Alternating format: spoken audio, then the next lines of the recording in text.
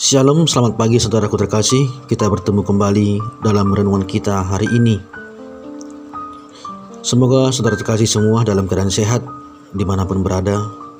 Sebelum kita mulai renungan kita, ada baiknya kita berdoa sejenak. Mari kita berdoa. Bapa di surga, terima kasih Tuhan, Engkau masih memberikan nafas kehidupan kepada kami, sehingga kami Tuhan bisa bertemu kembali untuk mendengarkan renungan-Mu yang disampaikan oleh hamba-Mu. Tuhan, Engkaulah hadir di tengah-tengah kami dimanapun jemaat-Mu berada. Bimbing, ajari kami Tuhan, supaya kami dapat melakukan perintah-Mu dalam kehidupan kami sehari-hari. Di dalam nama anak-Mu Yesus Kristus kami berdoa dan mengucap syukur. Haleluya, amin. Saudaraku terkasih, Injil renungan kita hari ini kita kutip dari Matius 10 ayat 32 sampai 33. Saya ulang kembali, Matius 10 ayat 32 sampai dengan 33. Demikian bunyinya. Setiap orang yang mengaku aku di depan manusia, aku juga akan mengakuinya di depan Bapa-Ku yang di sorga. Tetapi barang siapa menyangkal aku di depan manusia, aku juga akan menyangkalnya di depan Bapa-Ku yang di sorga. Saya ulang sekali lagi. Setiap orang yang mengakui aku di depan manusia, aku juga akan mengakuinya di depan Bapa-Ku yang di sorga. Tetapi barang siapa menyangkal aku di depan manusia, aku juga akan menyangkalnya di depan Bapa-Ku yang di sorga. Matius 10 ayat 32 sampai 33. Saudaraku terkasih, Tuhan Yesus memberitakan suatu hal yang sangat serius, yaitu setiap orang yang mengakuinya di depan manusia, dia juga akan mengakuinya di depan Bapanya yang di sorga. Tetapi barang siapa menyangkal dia di depan manusia, dia juga akan menyangkalnya di depan Bapanya yang di sorga. Oleh sebab itu, hai anak-anak manusia, dimanapun kalian berada dan dengan siapapun kalian berhadapan, ketika orang lain ingin kita melakukan sesuatu yang berlawanan dengan iman kita, kita dapat dengan berani mengungkapkan bahwa kita adalah orang Kristen dan sama sekali tidak mau melakukan apapun yang melawan iman kita. Itulah yang disebut mengakui Tuhan di depan manusia. Jika demikian, kelak Tuhan juga akan mengakui kita di depan Bapa yang di sorga. Akan tetapi sebaliknya, apabila karena takut menyakiti perasaan orang lain, tekanan dari hubungan manusia, aniaya dari penguasa, atau pencobaan demi nama baik, atau demi jabatan, lalu kita melakukan hal yang melawan iman kita kepada Tuhan, tidak berani mengakui Tuhan di hadapan manusia, maka kelak Tuhan juga akan menyangkal kita di depan Bapanya yang di sorga. Saudaraku terkasih, hari ini demi imannya, banyak jemaat yang berani menolak untuk memberikan persembahan kepada leluhur, menyembah nenek moyang, makan makanan yang telah dipersembahkan, bahkan di depan orang dengan teguh menolak gaya hidup homoseksual, dan banyak perbuatan lain yang melawan iman Kristen. Semuanya itu menunjukkan pengakuan akan Tuhan di depan manusia. Seperti Yusuf, dahulu ketika ia mendapat cobaan untuk berzinah dari istri Potifar, dia teguh menolak dengan berkata, "Bagaimanakah mungkin aku melakukan kejahatan yang besar ini dan berbuat dosa terhadap Allah?" Bisa saudara baca dalam Kejadian 39 ayat 9. Serta kalau kita mengikuti cerita Daniel dan ketiga temannya, demi imannya mereka tidak tunduk kepada perintah raja, tidak makan makanan raja, tidak menyembah patung emas, serta meneruskan doa harian kepada Tuhan apapun yang terjadi. Dia tetap berdoa kepada Tuhan. Nah, ini semua adalah contoh perbuatan yang mengakui Tuhan di depan manusia. Saudaraku terkasih, jika kita berani teguh berpegang pada iman di depan manusia dan sama sekali tidak mengikuti cara hidup duniawi, itulah yang disebut mengakui Tuhan di depan manusia.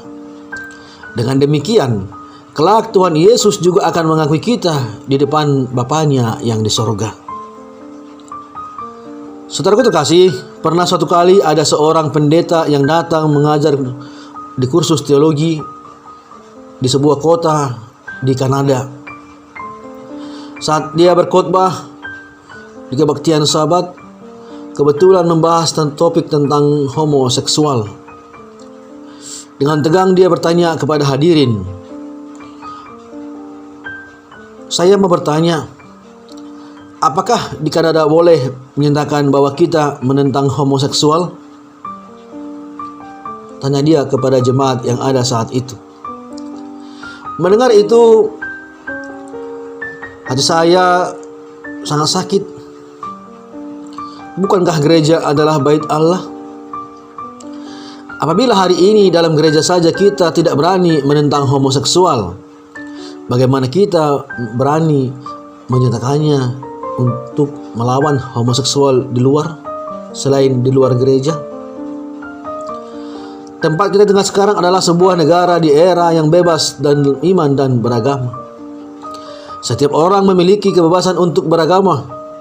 Setiap orang boleh mengungkapkan pendapatnya masing-masing.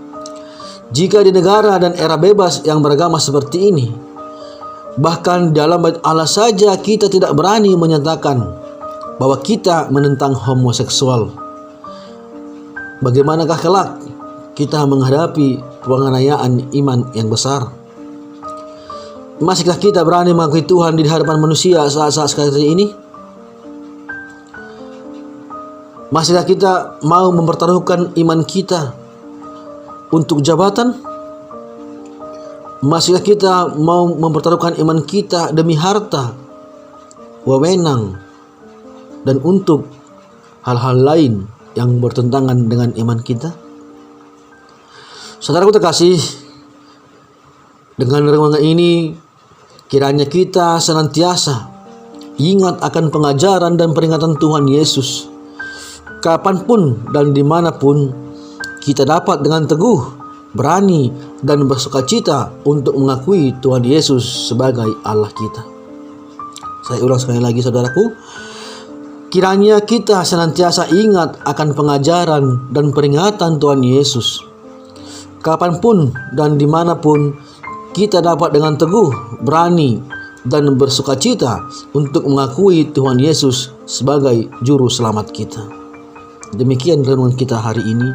Semoga renungan ini bisa menguatkan iman kita. Mari kita berdoa. Terima kasih Bapa, kami telah mendengarkan sebagian dari firman-Mu yang mengatakan kepada kami supaya kami berani menunjukkan iman kami di depan manusia, masyarakat, dan dunia. Tuhan, kuatkan kami supaya kami tidak menyangkal nama-Mu demi jabatan, harta, wewenang, kekuasaan, dan hal-hal yang lainnya. Tetapi Tuhan, biarlah kami tetap tegak mengatakan bahwa Yesus adalah Juru Selamat yang hidup. Untuk itu Tuhan, ajarilah kami dimanapun jemaat-Mu berada. Kuatkan Tuhan iman pengharapan mereka, supaya mereka tetap berteguh dalam iman kekristenan. Hapuskanlah Tuhan dosa kami, supaya tidak penghalang akan berkat yang akan Kau berikan kepada kami. Kiranya Engkaulah Tuhan yang senantiasa melihat apa yang kurang dalam diri kami masing-masing. Penuhkanlah Tuhan sukacita kami. Di dalam nama Anak Yesus Kristus kami berdoa dan mengucap syukur. Haleluya. Amin.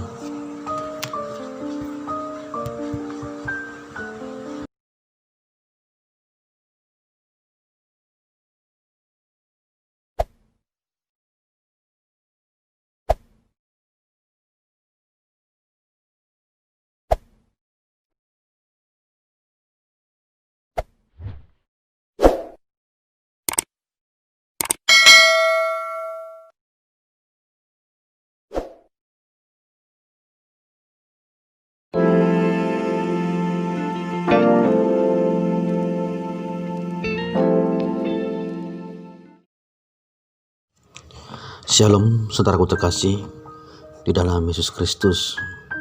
Kita bertemu kembali dalam renungan kita hari ini. Sebelum kita mulai renungan kita, mari kita berdoa sejenak meminta mohon bimbingan petunjuk dari Tuhan kita yang Maha Kuasa, supaya kita bisa mendengarkan dengan baik dan melakukan perintahnya dalam kehidupan kita sehari-hari. Mari kita berdoa.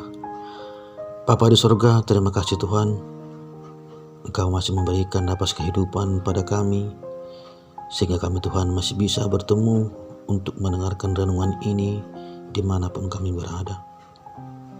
Tuhan, hadirlah Engkau, bimbing kami, berikan petunjuk-Mu Tuhan, supaya kami bisa mengerti, memahami, dan melakukan semua perintah-perintah-Mu ini dalam kehidupan kami sehari-hari. Terpujilah nama-Mu. Haleluya. Amin. Saudara terkasih, Injil renungan kita hari ini kita kutip dari Amsal 10 ayat 12. Demikian bunyinya. Kebencian menimbulkan pertengkaran, tetapi kasih menutupi segala pelanggaran. Saya ulang kembali.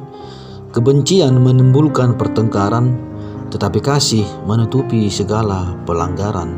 Tertulis dalam Amsal 10 ayat 12. Saudara terkasih, sebelum kita lanjut tentang cerita Alkitab mengenai Amsal 10 ayat 12, ada sebuah cerita yang ingin saya sampaikan. Pestinger, yaitu seorang psikolog Amerika, dalam tulisannya pernah menjelaskan demikian, yang disebut dengan teori Pestinger. Menurut dia, 10% hidup seseorang ditentukan oleh kejadian-kejadian yang terjadi pada dirinya, dan 90% lagi ditentukan oleh bagaimana dia menyikapi kejadian-kejadian tersebut. Ya, saya ulang kembali saudaraku. 10% hidup seseorang ditentukan oleh kejadian-kejadian yang terjadi pada dirinya, dan 90% lagi ditentukan oleh bagaimana dia menyikapi kejadian-kejadian tersebut. Dengan kata lain, 10% dari bagian hidup kita tidak dapat kita kuasai dan terjadi begitu saja.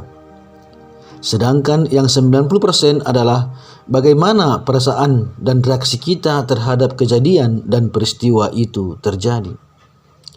Yang 90% ini sedikit banyak masih dapat kita kuasai. Saudaraku terkasih, dari satu kejadian yang sama, jalan pikiran dan sikap yang berbeda akan menghasilkan keputusan dan tindakan yang berbeda pula. Jadi sudah barang tentu, akibat atau hasilnya pun pasti akan berbeda. Bila Anda memilih benci, maka akan timbul perselisihan. Tetapi bila Anda memilih kasih, maka ia dapat menutupi segala pelanggaran. Sama seperti sewaktu Yusuf menjadi mangkubumi di Mesir.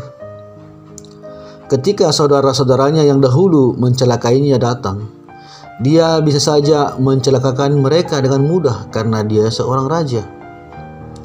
Tetapi Yusuf memilih mengampuni, dan hasilnya satu keluarga besar dapat hidup rukun kembali. Hal ini terlukis dalam nama kedua anaknya. Manasye artinya melupakan, Efraim artinya mendapat anak. Atau terjemahan lain bisa disebut dengan berbuah.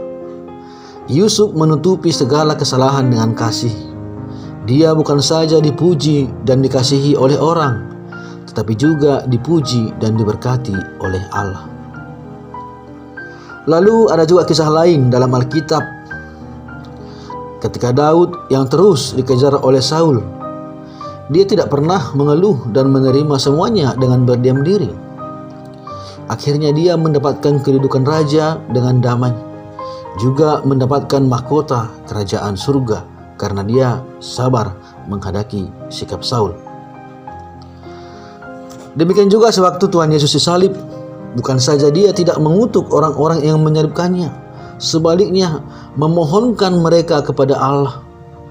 Dia berkata, "Ya Bapa, ampunilah mereka, sebab mereka tidak tahu apa yang mereka perbuat." Demikian tertulis dalam Lukas 23 ayat 34. Yesus mengampuni orang yang menyiksa dia. Yesus mengampuni orang yang mencelakai dia. Yesus mengampuni orang yang memfitnah dia. Kata melupakan adalah sebuah kekuatan, sebuah berkat, yaitu hadiah paling berharga pemberian Allah kepada manusia. Terlebih untuk melupakan luka akibat perbuatan orang lain, kita semakin memerlukan kekuatan yang dari Allah. Obat paling mujarab yang membuat orang tidur nyenyak bukanlah obat tidur, melainkan melupakan dan mengampuni. Hanyalah dengan kasih yang menutupi segala pelanggaran, maka hati Anda akan terbuka lapang tanpa bekas kebencian, tanpa kepahitan, ketidakadilan, ataupun penyesalan. Maka setiap malam Anda dapat tidur menikmati penghiburan dan pelukan dari Tuhan jika Anda mau mengampuni. Melupakan adalah obat penghilang khawatir yang paling baik. Mengampuni adalah obat terapi yang paling baik. Karena Allah sudah memberikan kita kemampuan untuk melupakan, mengapa Anda masih tetap membiarkan kesedihan dan kebencian membelit erat pada kehidupan saudara? Mengapa tidak mau melepaskan diri daripadanya? Karena itu, saudaraku, janganlah membenci, karena kebencian hanya menimbulkan pertengkaran. Hanyalah kasih yang dapat menutupi segala pelanggaran. Apabila ada orang bersalah kepada Anda atau melukai Anda, lupakanlah saja, ampuni mereka. Hanya dengan melupakan, maka Anda dapat berbuat lebih baik, dapat berbuah lebat lagi. Kenakanlah kasih dalam segala hal, karena kasih akan menutupi segala pelanggaran. Demikian firman Tuhan. Mari kita berdoa. Bapa di sorga, kami telah mendengarkan firman-Mu Tuhan yang mengatakan kepada kami supaya kami tidak membenci orang, supaya kami tidak dendam kepada orang yang menyakiti kami, sama seperti Engkau yang tidak dendam kepada orang yang menyiksa, memfitnah Engkau di kayu salib. Tapi Engkau berbalik untuk mendoakan mereka, berbalik untuk mengampuni mereka. Tuhan, biarlah sifat itu turun kepada kami, jemaat-Mu, dimanapun kami berada, supaya kami bisa mengampuni, bisa memberikan yang terbaik kepada saudara-saudara kami. Tidak dendam, tidak melukai, tidak mengingat kesalahan-kesalahan di masa lalu. Tuhan, kami segerakan segala kehidupan kami ke tangan pengasihan-Mu. Bimbing, ajari kami Tuhan, dimanapun kami berada, supaya tetap bisa mengenakan kasih dalam segala perbuatan kami. Karena kami yakin hanya kasihlah yang menutupi pelanggaran. Kasihlah yang bisa mengatasi segala kebencian-kebencian. Terpujilah nama-Mu Tuhan, hapuskanlah dosa kami, supaya tidak penghalang akan berkat yang akan Kau berikan kepada kami. Di dalam nama anak-Mu Yesus Kristus kami berdoa dan mengucap syukur. Haleluya. Amin.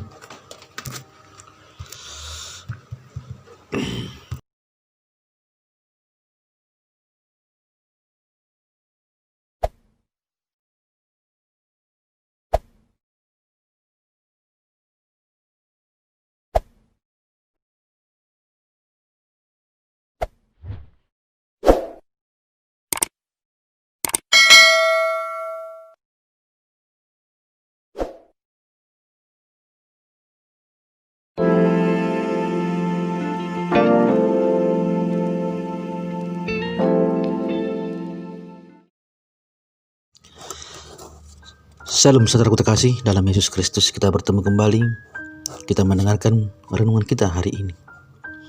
Adapun renungan kita hari ini kita kutip dari Ayub 42 ayat 3. Tapi sebelum kita dengar renungan, mari kita berdoa sejenak, mohon pimpinan dari Tuhan kita yang Maha Kuasa. Mari kita berdoa. Terima kasih Tuhan, terima kasih Engkau masih memberikan napas kehidupan sehingga kami Tuhan bisa bertemu dalam online renungan yang disampaikan oleh hamba-Mu saat ini. Tuhan, dimanapun jemaat-Mu yang sedang mendengarkan renungan ini, bimbing ajari mereka Tuhan. Hadirlah Engkau di tengah-tengah kami, supaya kami bisa mendengarkan melakukan perintah-Mu dalam kehidupan kami sehari-hari.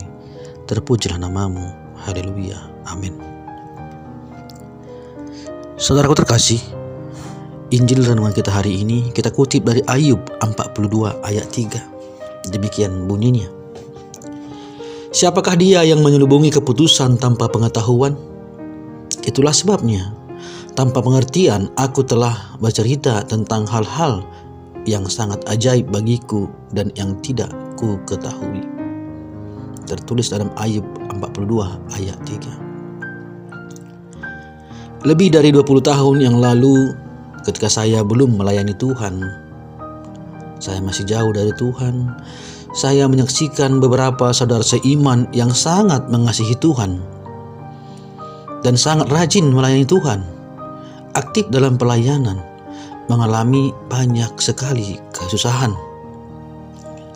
Hati saya merasa bingung dan takut, dan saya berpikir, bukankah percaya Tuhan akan ada damai sejahtera? Mengapa mereka yang demikian mengasihi Tuhan malah mengalami banyak sekali penderitaan?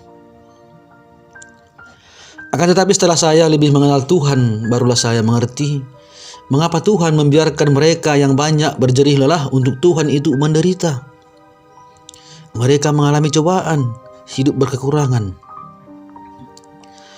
Akan tetapi justru karena Tuhan sangat mengasihi mereka, lalu membiarkan iblis menyerang mereka untuk memurnikan mereka menjadi emas yang murni, supaya mereka tahan akan ujian-ujian di dunia. Saudaraku terkasih, memang benar, berada di dalam sengsara sangatlah menderita. Tetapi merupakan proses yang perlu kita syukuri, karena kesengsaraan dapat mendorong kita ke tingkat rohani yang lebih tinggi.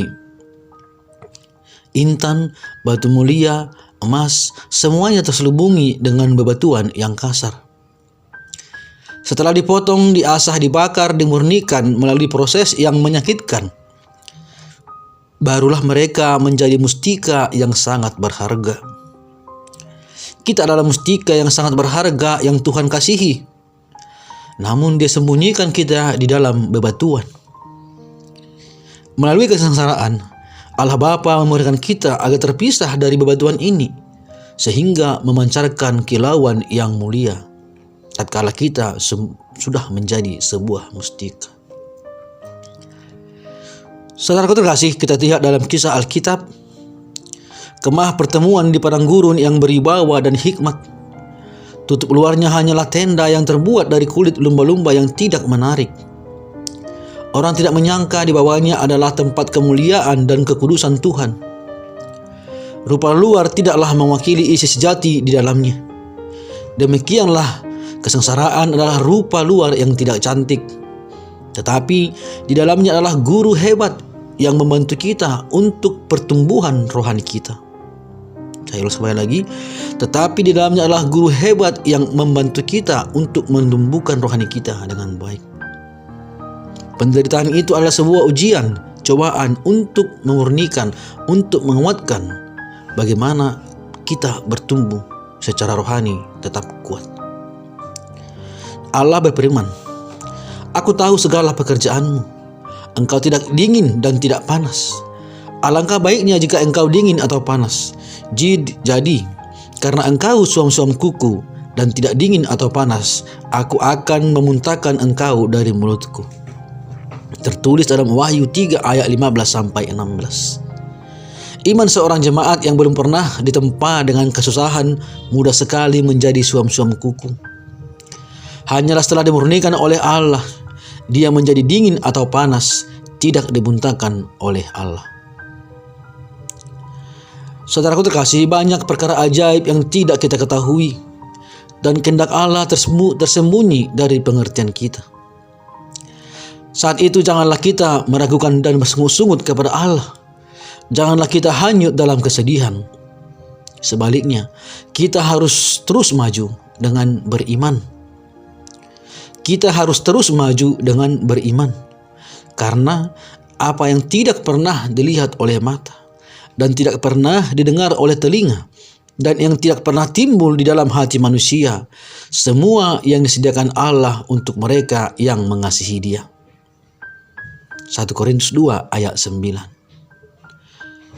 Saudaraku terkasih, kesengsaraan adalah berkat yang dikemas di dalam pengujian, terkandung berkat yang sangat mulia. Saya ulang sekali lagi, kesengsaraan adalah berkat yang dikemas di dalam pengujian, terkandung berkat yang sangat mulia. Jadi saudaraku, apabila saudara saat ini mengalami cobaan guncangan dalam kehidupan bisnis, pekerjaan, rumah tangga, tetaplah beriman. Jangan bersungut-sungut. Anggaplah itu suatu cobaan untuk memurnikan supaya saudara-saudara bisa lebih baik lagi ke depannya, supaya lebih kuat lagi iman saudara. Demikian renungan kita hari ini. Mari kita berdoa. Terima kasih Tuhan, kami telah mendengarkan sebagian firman-Mu.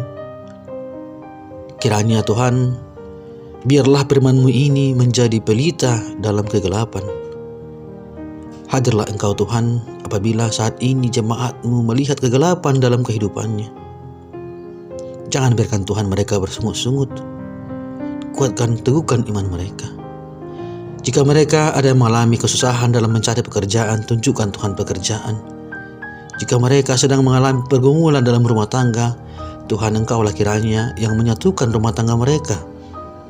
Jauhkan mereka dari cobaan-cobaan yang ingin merusak kehidupan rumah tangga. Berkati Tuhan anak-anak mereka dalam melakukan pekerjaan, juga dalam pendidikan. Tuhan, kami berdoa jika ada sekarang saudara kami dalam keadaan sakit, berkatilah Tuhan obat dokter yang menangani mereka, supaya mereka bisa mengalami mujizat dari-Mu, sembuh penyakit yang ada dalam tubuhnya. Jangan biarkan mereka Tuhan bersungut-sungut akibat penyakit yang diderita, tetapi tetap mereka berteguh iman kepada-Mu. Tetap mereka berani mengatakan bahwa Engkaulah juru selamat manusia yang hidup.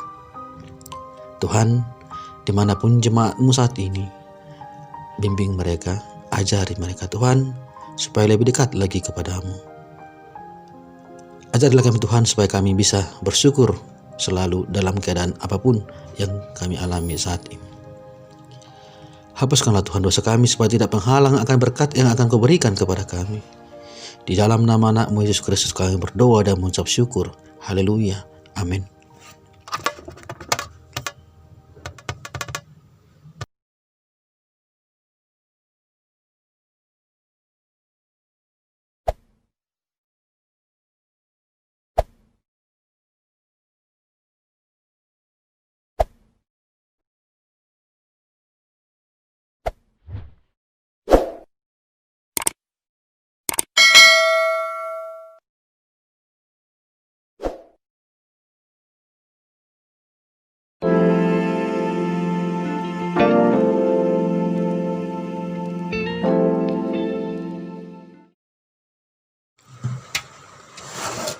Shalom saudaraku terkasih, kita bertemu kembali dalam renungan kita hari ini. Semoga saudara semua dalam keadaan sehat dimanapun saudara berada. Kiranya kasih karunia Yesus Kristus menyertai kehidupan saudara. Sebelum kita mulai renungan singkat kita, ada baiknya kita berdoa sejenak. Bapa di surga, terima kasih Tuhan, Engkau telah memberikan napas kehidupan yang baik kepada kami, sehingga kami Tuhan bisa bertemu kembali, mendengarkan renungan yang disampaikan oleh hamba-Mu.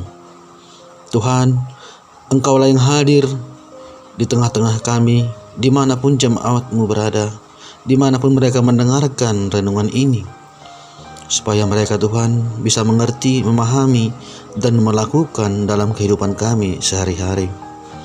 Hadirlah Engkau Tuhan, di dalam nama Anak-Mu Yesus Kristus kami berdoa dan mengucap syukur. Haleluya. Amin. Saudara terkasih, renungan kita hari ini kita kutip dari 1 Korintus 13 ayat 13. Saya ulang lagi, 1 Korintus 13 ayat 13. Demikian bunyinya. Demikianlah tinggal ketiga hal ini, yaitu iman, pengharapan, dan kasih. Dan yang paling besar diantaranya ialah kasih. Saya ulang sekali lagi, demikianlah tinggal ketiga hal ini, yaitu iman, pengharapan, dan kasih. Dan yang paling besar diantaranya ialah kasih. Saudaraku terkasih, banyak orang suka menyebutkan kata kasih di bibirnya. Demikian juga khotbah di atas mimbar sering membahas tentang kasih. Hanya saja, berapa banyak orang yang dapat sungguh-sungguh melakukan kasih. Kasih tidak cukup menjadi buah bibir saja, baik dalam mengasihi Tuhan maupun mengasihi sesama manusia. Kasih harus dinyatakan dalam perbuatan, sekalipun untuk itu harus menderita sengsara. Biasanya orang hanya mengasihi sesuatu yang menurutnya patut dia kasihi, seperti kecantikan lahiriah, orang yang dia sukai, orang yang pintar, orang yang baik terhadapnya, yang menguntungkannya. Sedangkan yang buruk rupa, yang tidak dia disukai, yang bodoh, tidak baik terhadapnya, yang merugikan dia, orang akan sulit mengasihinya. Inilah kenyataan dalam kehidupan kita sehari-hari. Akan tetapi saudaraku, firman Tuhan Yesus mengatakan demikian. Apabila kamu mengasihi orang yang mengasihi kamu, apakah upahmu? Bukankah pemungut cukai juga berbuat demikian? Dan apabila kamu hanya memberi salam kepada saudara-saudaramu saja, apakah lebihnya daripada perbuatan orang lain? Bukankah orang jahat yang tidak mengenal Allah pun berbuat demikian? Saudaraku, bisa saudara baca dalam Matius 5 ayat 46 sampai 47.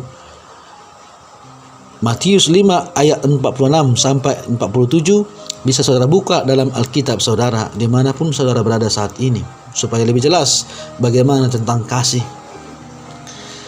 Jadi saudaraku, bila kita merasa kasih kita lebih besar daripada pemungut cukai dan orang yang tidak mengenal Allah, kita harus mengasihi orang yang tidak kita sukai dan memberi salam kepada orang yang bukan saudara kita.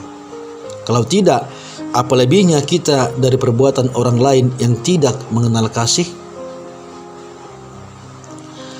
Yakobus mengatakan, jika seorang saudara atau saudari tidak mempunyai pakaian dan kekurangan makanan sehari-hari, dan seorang dari antara kamu berkata, selamat jalan, kenakanlah kain panas, dan makanlah sampai kenyang, tetapi ia tidak memberikan kepadanya apa yang perlu bagi tubuhnya, apakah gunanya itu?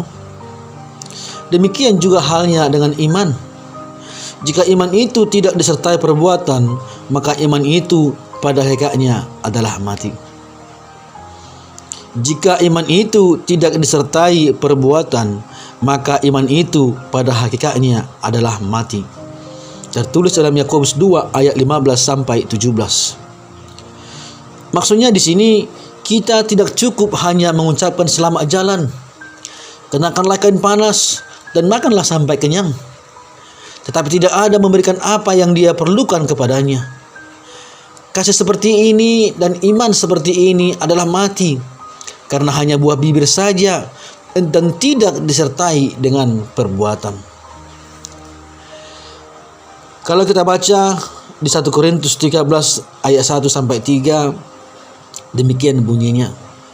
Ya, ini merupakan salah satu ayat yang saya suka dalam Alkitab. Mari kita dengarkan. Ya, 1 Korintus 13 ayat 1 sampai 3. Sekalipun aku dapat berkata-kata dengan semua bahasa manusia dan bahasa malaikat, tetapi jika aku tidak mempunyai kasih, aku sama dengan gong yang berkumandang dan canang yang gemerincing.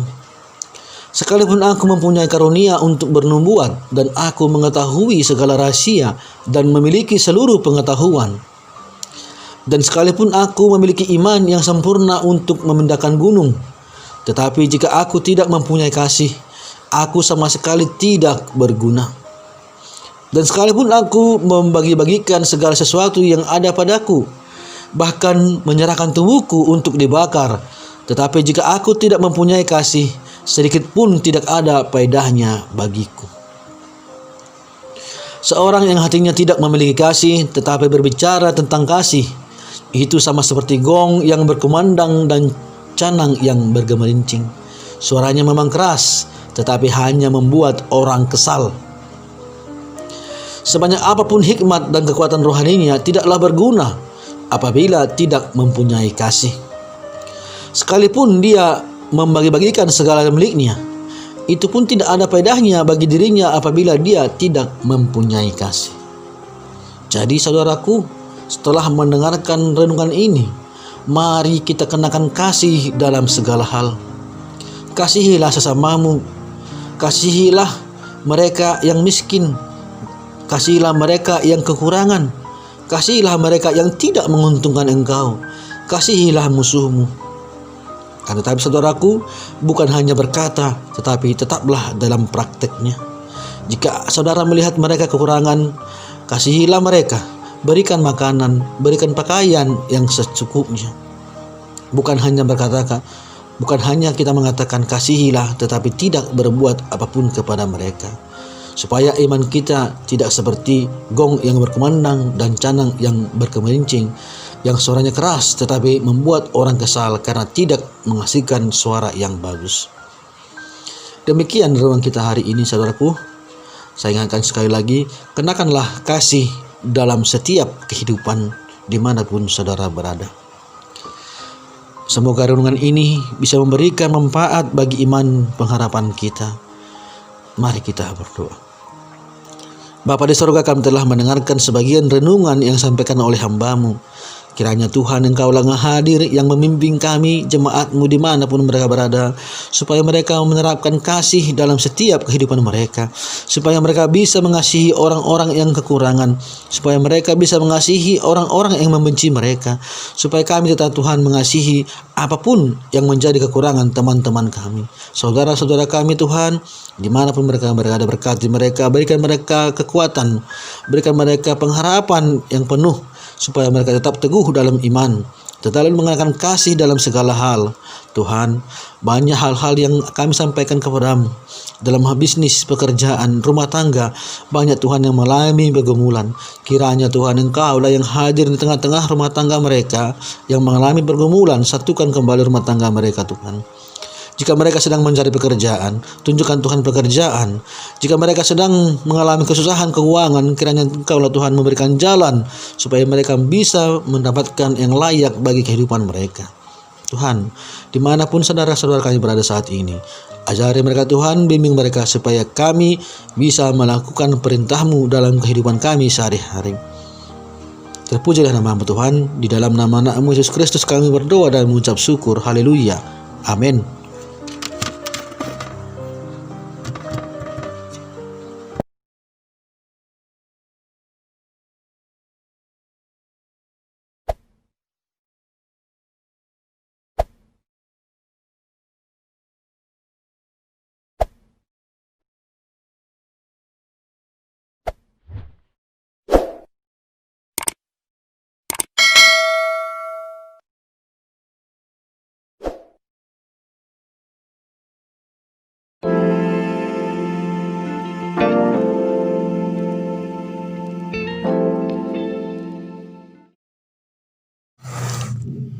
Shalom saudaraku terkasih, kita kembali bertemu dalam renungan kita hari ini.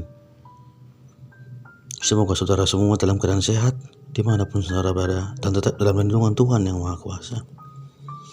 Sebelum kita mulai renungan kita, mari kita berdoa sejenak untuk memohon bimbingan dari Tuhan kita yang Maha Kuasa. Mari kita berdoa. Bapa di surga, terima kasih Tuhan, Engkau masih memberikan napas kehidupan pada kami, sehingga kami Tuhan bisa bertemu kembali dalam renungan kami hari ini. Tuhan, dimanapun jemaat-Mu berada, jamah hati mereka, datanglah Engkau Tuhan, hadirlah Engkau tengah-tengah kehidupan mereka. Terutama Tuhan, saat ini kami ingin mendengarkan sebagian dari firman-Mu. Bimbing, ajari, tuntunlah kami Tuhan, supaya kami bisa mengerti dan melakukannya dalam kehidupan kami sehari-hari. Di dalam nama anak Yesus Kristus kami berdoa dan mengucap syukur. Haleluya. Amin. Saudara terkasih, renungan kita hari ini kita kutip dari Efesus 6 ayat 12. Demikian bunyinya. Bisa juga saudara buka dalam Alkitab saudara dimanapun saudara berada saat ini. Efesus 6 ayat 12 berkata demikian.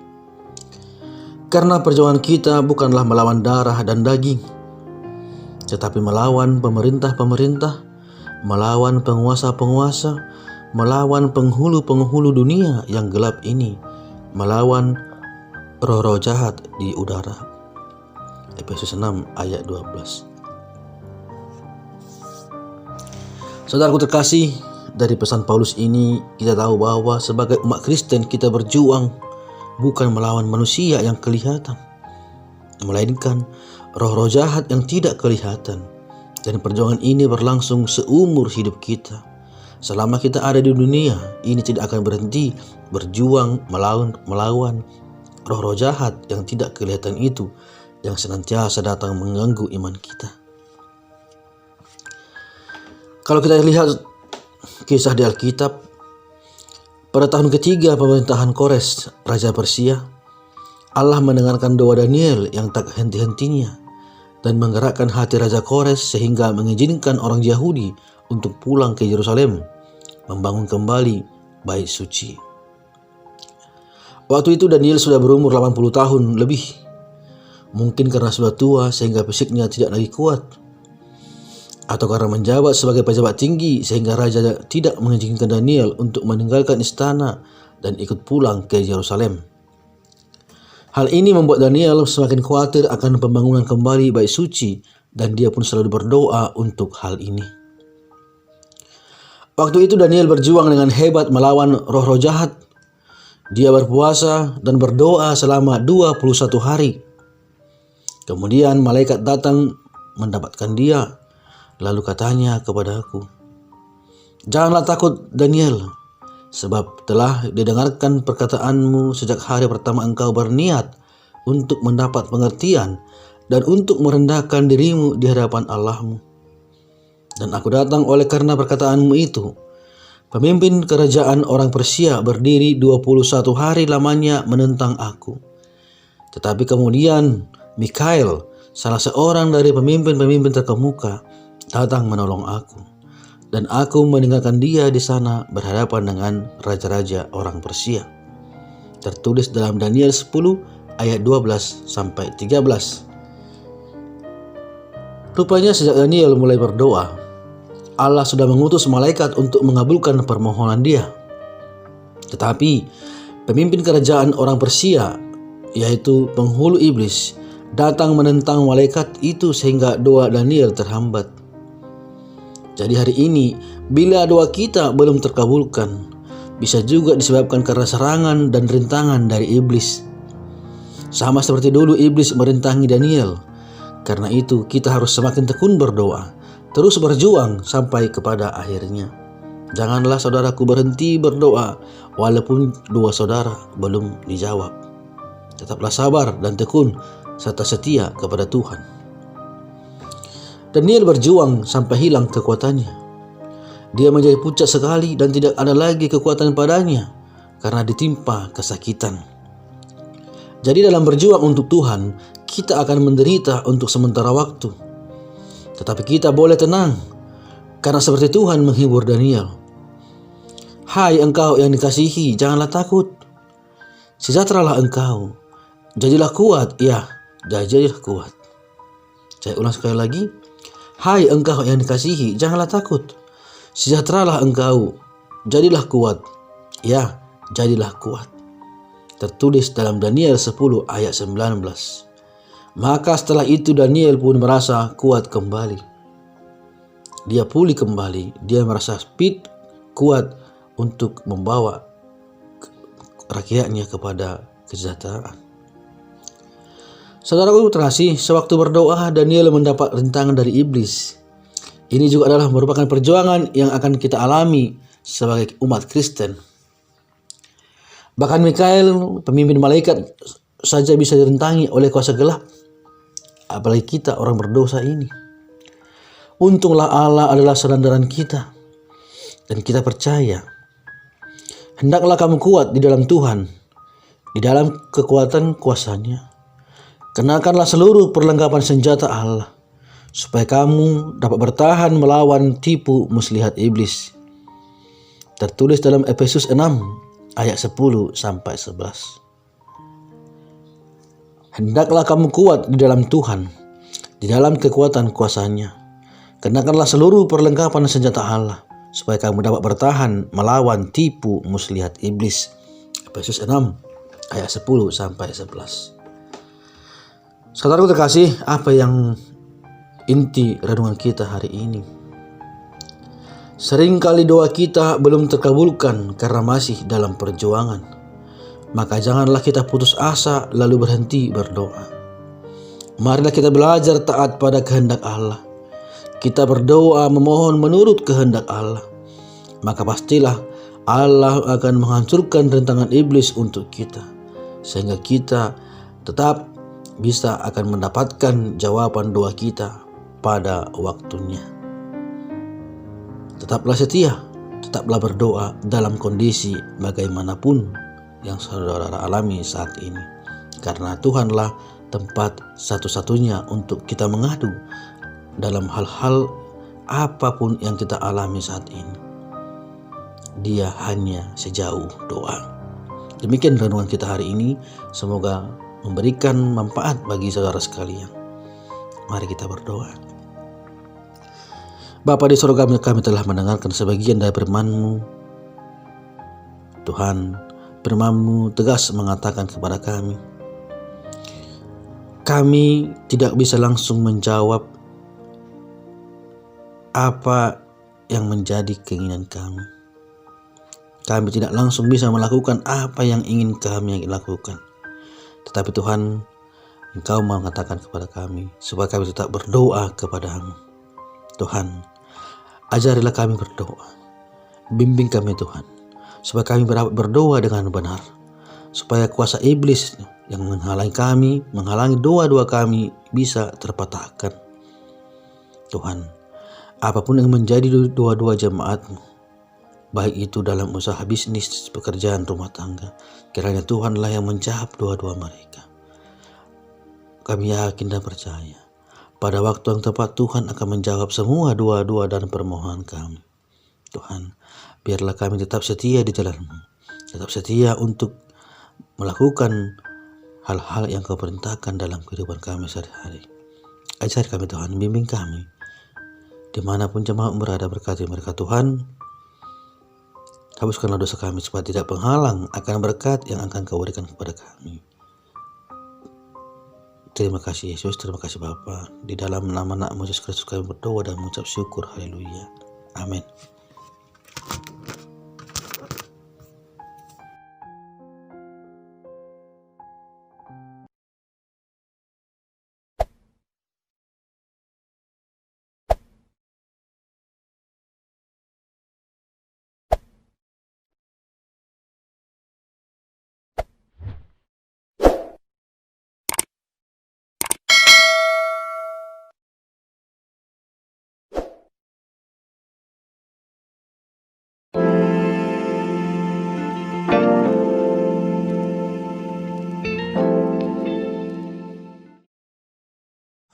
Shalom saudaraku terkasih dalam Yesus Kristus. Kita bertemu kembali dalam renungan kita hari ini.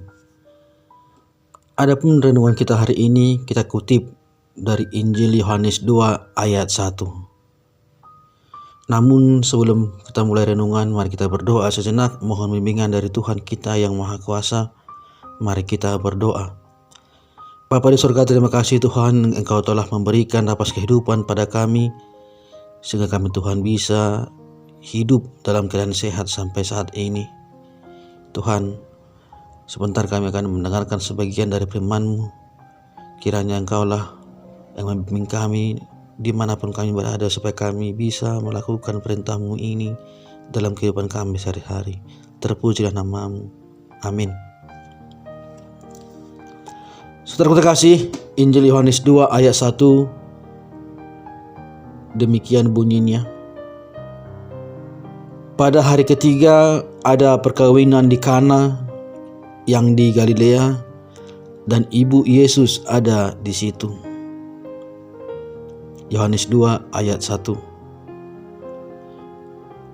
Adapun judul renungan kita hari ini saya buat yaitu ada Yesus, ada mujizat. Saudaraku terkasih, pada ayat bacaan di atas diceritakan bahwa di sebuah pesta pernikahan di Kana, dan Tuhan Yesus turut diundang untuk ikut merasakan sukacita sebuah pernikahan. Namun hal yang tak terduga pun terjadi ketika semua orang sedang menyantap hidangan yang ada. Mereka kekurangan anggur untuk dihidangkan. Suatu hal yang sangat memalukan apabila orang mengadakan pesta dan telah mengundang banyak orang, namun di tengah-tengah pesta mereka kekurangan minuman ataupun makanan untuk dihidangkan. Saudaraku terkasih, di pesta itu tiba-tiba suatu hal terjadi. Mereka kehabisan anggur. Ketika mereka memutuskan untuk mengundang Tuhan Yesus, mereka tidak mungkin berpikiran bahwa mereka akan kekurangan anggur. Saya percaya bahwa mereka mengundang Yesus dengan tulus, sebab saat itu Yesus belum terkenal dan belum mengadakan satu tanda mujizat pun. Bukankah Alkitab berkata bahwa pesta pernikahan di Kana ini Yesus melakukan mujizat pertama kalinya? Bisa saudara baca dalam Alkitab saudara, dalam Yohanes 2 ayat 1-10, juga dalam Mazmur 65 ayat 8. Saudaraku terkasih, banyak sekali orang yang mengundang Tuhan Yesus hadir dalam kehidupannya adalah ketika mereka sedang menghadapi suatu kesulitan. Ketika mereka menghadapi permasalahan, mereka segera mencari Tuhan Yesus. Mereka segera mengundang Tuhan Yesus, entah melalui pengadaan persekutuan doa ataupun meminta hamba-hamba Tuhan untuk mendoakannya. Namun, apakah yang terjadi saat keadaan mereka sedang baik-baik saja? Bahkan saat keadaan mereka dalam berkelimpahan, mereka sering melupakan Tuhan Yesus. Mereka lupa bahwa keadaan yang sedang mereka hadapi, yaitu keadaan yang berkelimpahan itu adalah berkat dari Tuhan. Saudaraku terkasih, kalau kita kembali ke topik tadi, pada pernikahan di Kana, tujuan mereka sebenarnya mengundang Yesus adalah agar Tuhan Yesus pun ikut merasakan sukacita pernikahan. Tetapi dalam pesta itu terjadi kekurangan anggur, dan Tuhan Yesus mengerti akan hal itu, dan Dia segera mengadakan pertolongan. Dan pada saat itu mujizat terjadi, yaitu air diubah menjadi anggur.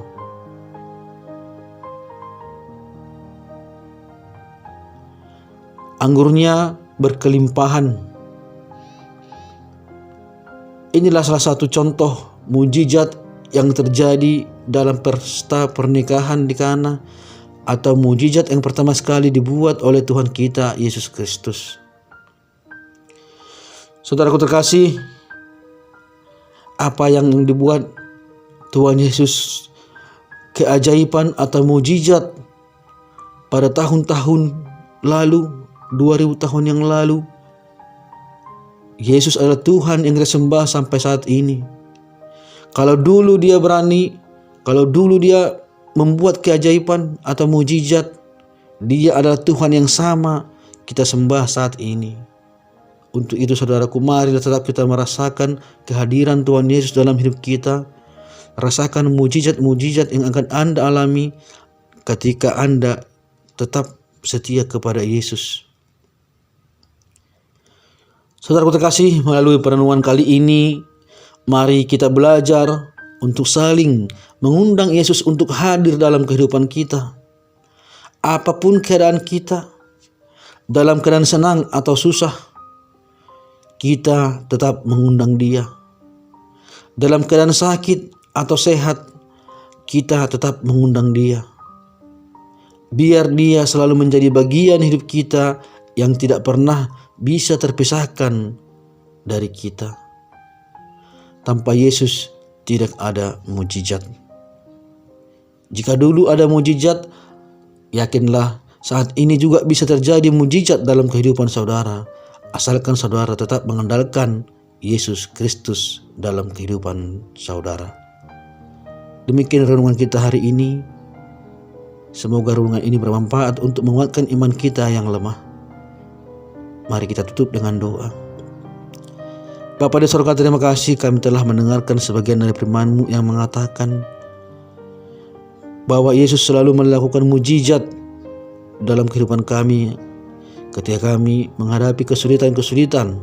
Untuk itu Tuhan, kiranya janganlah kami datang kepadamu hanya keadaan sulit, tetapi dalam keadaan senang pun kami tetap akan mengingat nama-Mu, karena kami yakin kelimpahan yang dimiliki itu adalah semua berkat dari-Mu.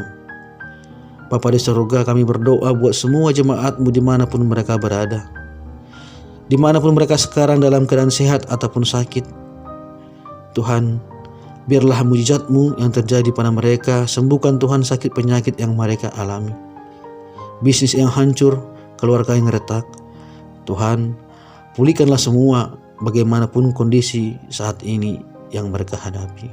Kami yakin Engkau adalah Tuhan Yesus yang membuat mujizat dulu dan sekarang.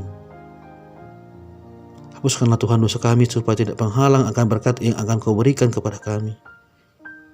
Di dalam nama anak Yesus Kristus kami berdoa dan mengucap syukur. Haleluya. Amin.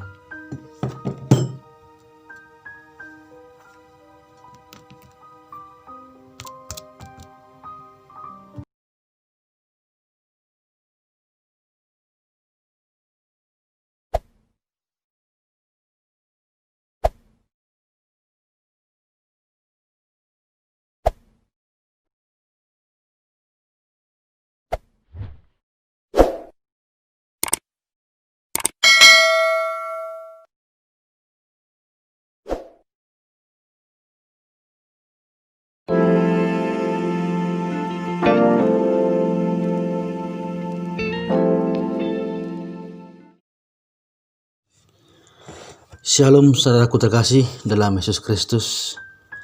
Semoga saudara dalam keadaan sehat dimanapun saudara berada sekarang. Kiranya kasih karunia menyertai kita dalam hari-hari ini. Sebelum kita mendengarkan renungan kita, mari kita berdoa sejenak.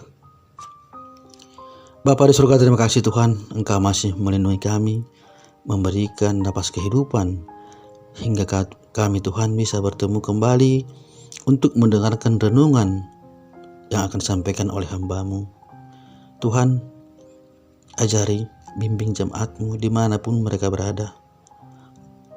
Roh Kudus mulah kiranya yang hadir, sehingga mereka bisa mendengarkan dengan baik dan melakukan perintah-perintah-Mu ini dalam kehidupan mereka. Terima kasih Bapa. Haleluya. Amin. Saudaraku terkasih, Injil kita hari ini kita kutip dari Matius 23 ayat 23, yaitu tertulis demikian.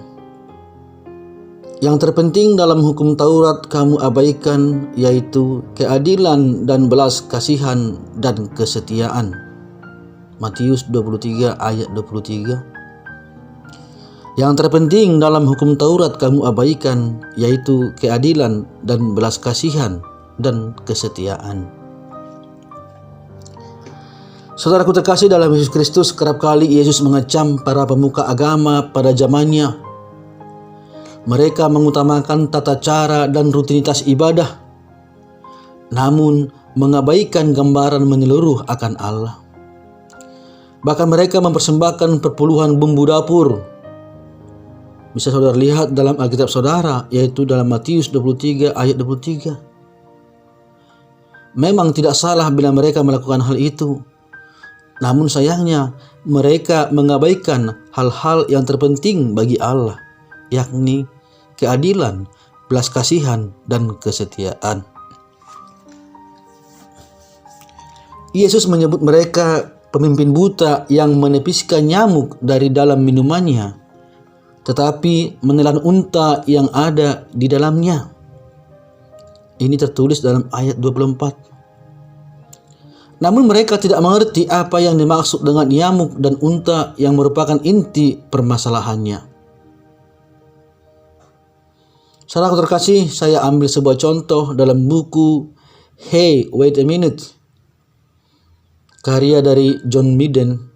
Teringat akan penjelasan dari pelatih sepak bola legendaris bernama Vince Lombardi tentang perbedaan pelatih yang baik dan pelatih yang buruk. Ia berkata, pelatih yang baik tahu hasil akhir yang hendak dicapai, sedangkan pelatih yang buruk tidak memiliki tujuan. Dan juga pelatih yang baik memiliki tujuan. Yang kata lain, para pelatih yang baik tahu apa hal terpenting yang harus dilakukan untuk memperoleh kemenangan dan mereka akan menjuang untuk mencapainya. Pelatih yang baik telah memiliki tujuan yang jelas ke depan. Sedangkan pelatih yang buruk tidak memiliki tujuan sama sekali. Demikian pula dengan keberhasilan dalam hidup kita, dalam hidup kekristenan kita. Kita harus tahu hal-hal yang terpenting bagi Allah, yakni keadilan, belas kasihan, dan kesetiaan, bukan hanya rutinitas ibadah. Selanjutnya kita wajib mempraktekkan dan memohon pertolongan dari Roh Kudus setiap hari agar kita dapat melakukannya.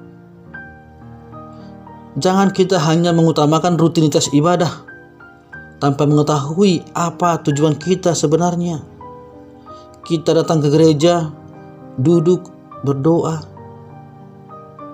mendengarkan firman Tuhan sambil melihat handphone, tidak fokus. Nah, hal-hal seperti inilah yang tidak disukai oleh Tuhan. Kita mencari Tuhan itu harus dengan hati yang ikhlas dan penuh dengan tujuan, bukan hanya seremonial. Kita pergi ke gereja hanya menunjukkan bagaimana kita beriman, tetapi kita tidak melaksanakan perintah-perintahnya dalam kehidupan kita. Kita diam melihat ketidakadilan, kita tidak mempunyai belas kasihan, dan kita tidak setia kepada ajaran Tuhan yang Maha Kuasa. Saudaraku terkasih, renungan ini memohon kepada kita, memberikan pesan kepada kita, tetaplah mempunyai tujuan yang baik dalam kekristenan, tetaplah mempunyai pengharapan. Carilah dahulu kerajaan Allah, maka semua itu akan ditambahkan kepadamu. Saudaraku terkasih, jangan habiskan waktu dan hidup kita dengan melakukan hal-hal yang tidak berkenan kepada Tuhan. Saya ulang sekali lagi, jangan habiskan waktu dan hidup kita dengan melakukan hal-hal yang tidak berkenan kepada Tuhan. Untuk mencapai yang terbaik dalam hidup Anda, jadikan tujuan Allah menjadi tujuan Anda juga. Untuk mencapai yang terbaik dalam hidup Anda, jadikan tujuan Allah menjadi tujuan Anda juga.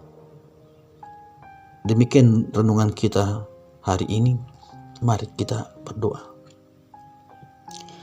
Bapa di sorga, kami telah mendengarkan sebagian firman-Mu yang disampaikan oleh hamba-Mu, yang mengatakan kepada kami, Tuhan, supaya kami tidak melakukan rutinitas dalam setiap ibadah kami, tetapi setiap kami datang kepadamu adalah murni dorongan dari hati kami, karena kami haus akan mencari kebenaran dan kasih karunia yang akan Kau berikan kepada kami. Untuk itu Tuhan, jauhkanlah kami roh-roh jahat yang selalu mengganggu pikiran kami, baik saat di rumah ataupun saat di rumah ibadah. Jadikanlah Tuhan hati kami ini tempat menabur benih yang baik, supaya benih itu berbuah. Ajari kami Tuhan, supaya kami mempunyai belas kasih terhadap sesama, supaya kami tidak melakukan ketidakadilan kepada sesama. Bimbing ajar kami Tuhan, supaya kami dapat melakukan perintah-perintah-Mu dalam kehidupan kami sehari-hari. Kiranya Engkaulah Tuhan yang menyertai jemaat-Mu dimanapun mereka berada. Kuatkan mereka Tuhan dalam setiap pergumulan hidup yang mereka hadapi saat ini, baik dalam kehidupan rumah tangga, kehidupan ekonomi, pekerjaan, dan juga dalam pelayanan mereka. Kiranya Tuhan hapuskanlah dosa kami supaya tidak penghalang akan berkat yang akan Kau berikan kepada kami. Di dalam nama anak Yesus Kristus kami berdoa dan mengucap syukur. Haleluya. Amin.